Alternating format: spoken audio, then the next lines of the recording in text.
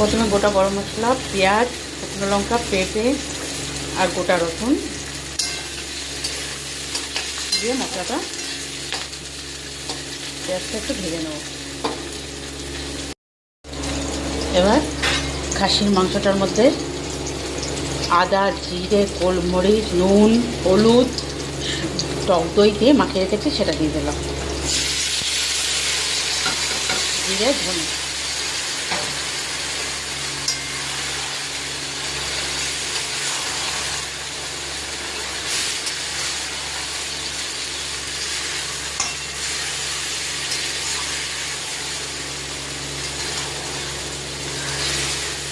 এটা 500 মাংস হচ্ছে, এটা একটু কষবে।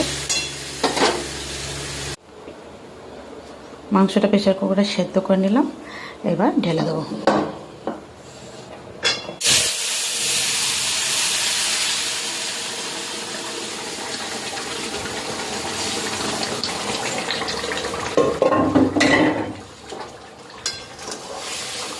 ঘি দিয়েছি একটু, আর গরম মশলা।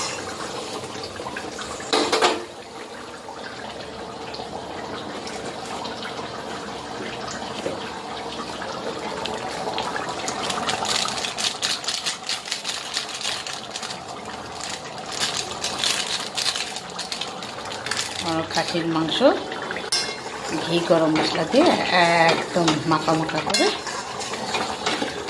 না মাখা না ঝোল, রেডি। যা সুন্দর গন্ধ বেরোচ্ছে বলার নেই।